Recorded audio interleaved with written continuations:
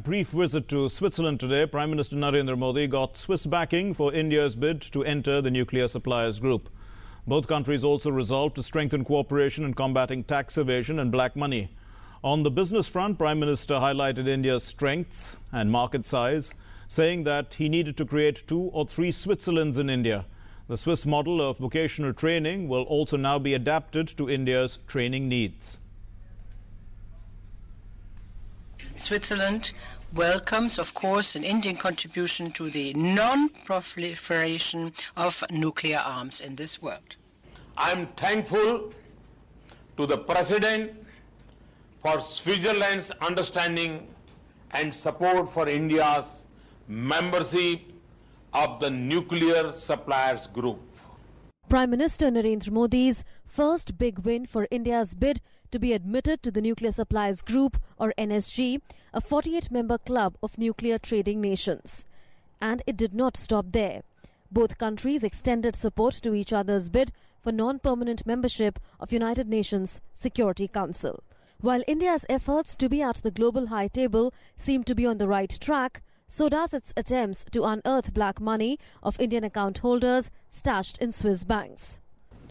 Combating the menace of black money and tax evasion is also our shared priority.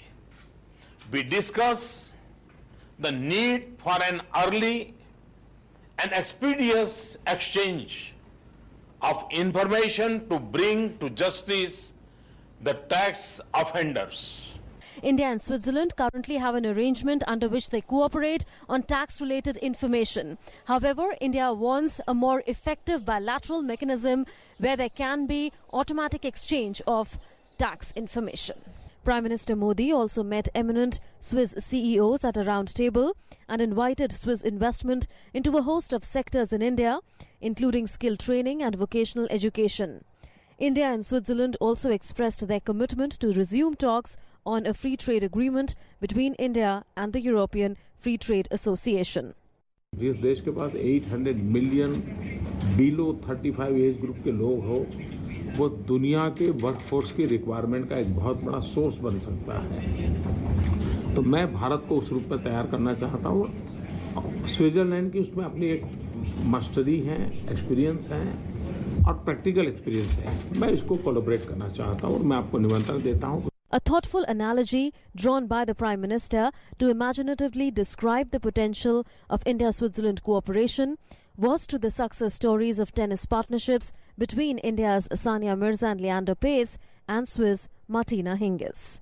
There are many success stories of our relationship, and that has been making waves in the grand slams of the tennis world is the partnership of our famous Swiss player Martina Hingis with Sania Mirza and Leander Paes of India.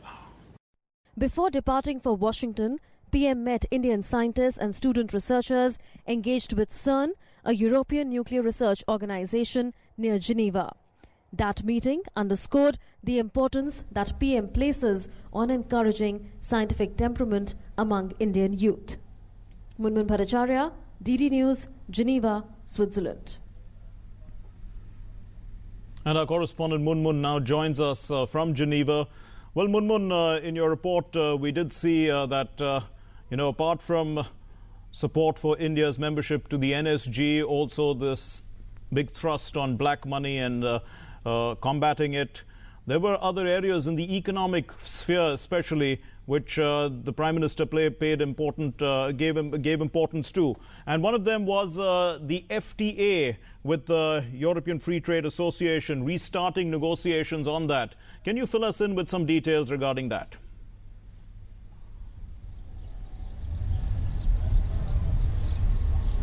Mark, 13 rounds of negotiations have already happened between 2008 and 2013. That is in a 5-year period between India and the 4 European Free Trade Association countries. They are Switzerland, Iceland, Norway, as well as Liechtenstein.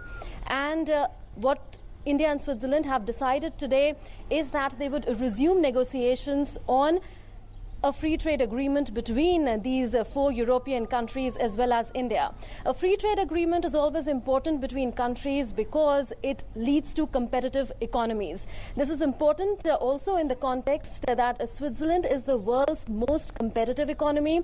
It is the world's most innovative economy, which means that it is actually number 1 in the world competitiveness and innovative index. Beyond that, also the fact is that Switzerland has invested a lot of money in research and development. So if a free trade agreement indeed works out between these 4 European countries as well as India, it will mean that there is greater competitiveness in all these 5 countries and their economies, and that will mean that costs will be less for consumers in these 4 countries, provided, of course, those negotiations conclude in such a manner that they are mutually beneficial, because at times it happens that when FTA negotiations take place, they tend to be lopsided. Countries want all the benefits and they don't want the negative aspects to be with them. They want to push the negative aspects to other countries. So if that does not happen, and if the agreement that we finally get is mutually beneficial to all those countries, then it will be a win-win situation. Munmun, you did mention the Switzerland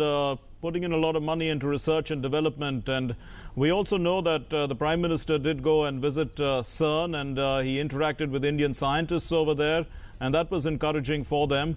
But apart from that, also we do know about this vocational training method of Switzerland that can be adapted and used successfully in India.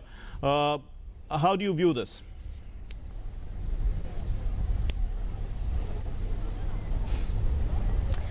Mark, as far as skill development and vocational training is concerned, Switzerland has done exceedingly well. And that's because in Switzerland, the model of skill development is that they start very early.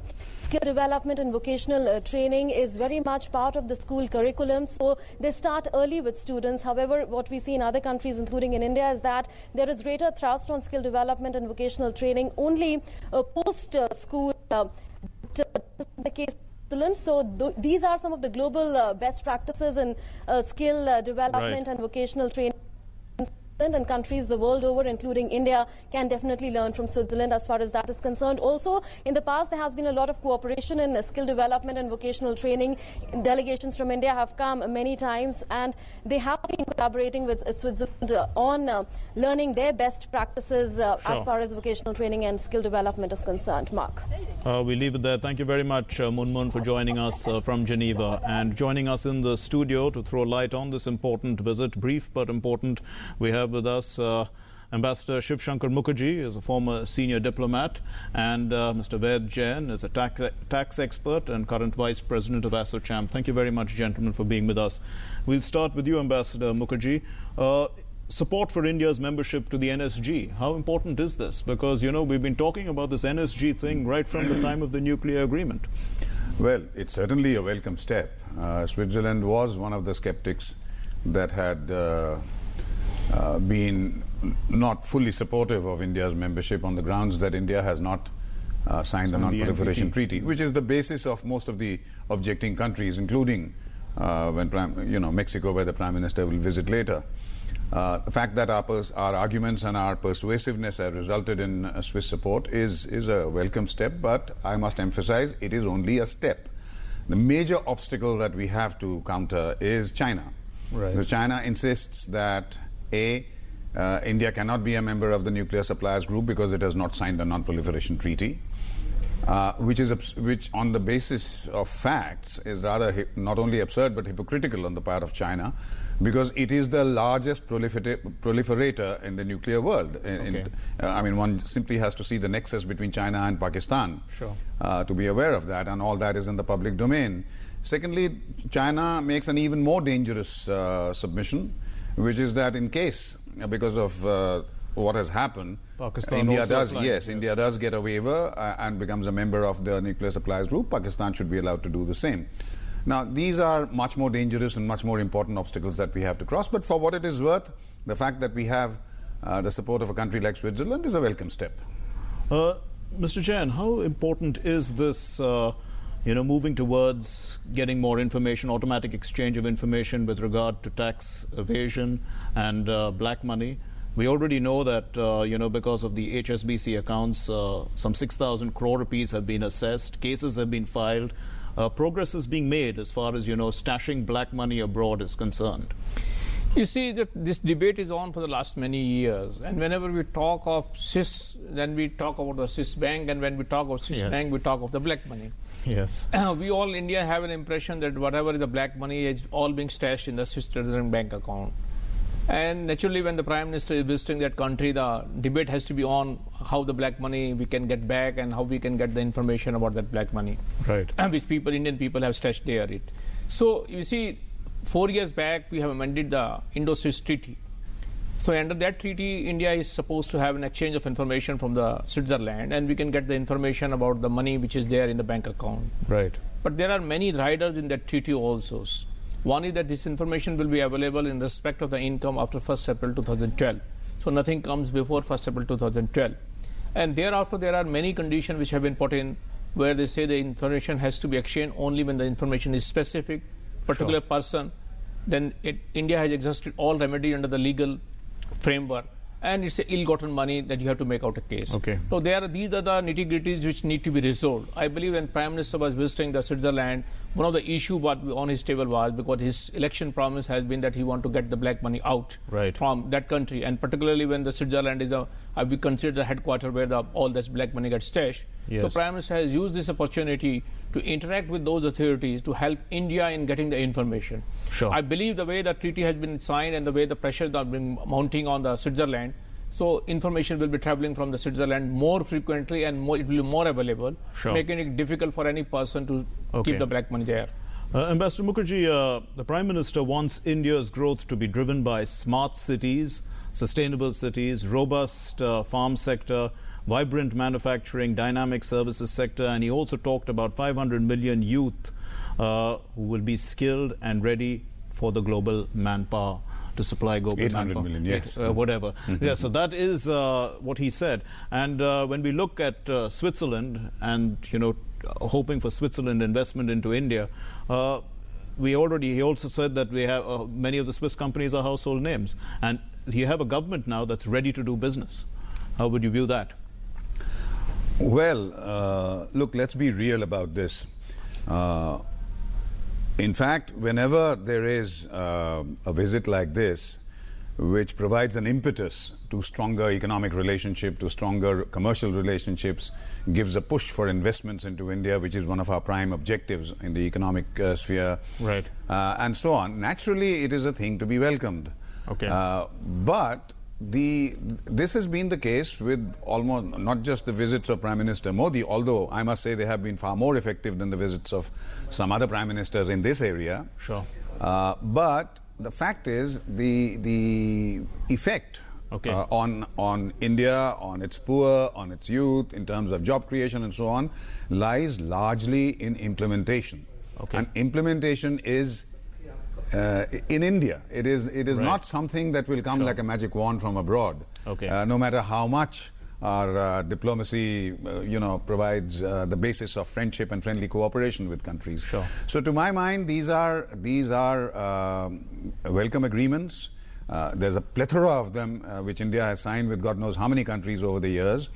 But basically, their usefulness in real terms has to be determined by exactly how they are implemented. And you mentioned smart cities and so on, the various abhiyans that have been announced and for which Indians are paying cess. Right. Now, the fact is, conceptually, there is no denying that these are worthy objectives. Okay. But to translate that into reality means a complete overhaul of our entire entire parameters of implementation. That's what I would have to say on this. Right. One final word from you, Mr. Ved Jain, as the Vice President of ASSOCHAM. How do you view the skill development aspect? Because the Swiss model is such that, many of their CEOs actually have been to vocational training institutes. They don't come out from top universities as we look at it. Their vocational training institutes are actually top universities. See, nobody can deny this. I believe this is a hard fact, and Switzerland on the skill development, and that's why I believe this can be a very good idea. And that's why the Prime Minister on his tour has taken this initiative, and he had a meeting especially on this issue, and then he has spoken in the joint statement also that how we can utilize all those Swiss companies that they can come back in India, and then he said it it's not only the 125 billion Indian people where you are looking to the market in India. Yes, absolutely. You can go beyond this and can work together and can help both these countries to develop this on this issue. We'll have to leave it there. Thank you very much, gentlemen, for joining us here on Newsnight.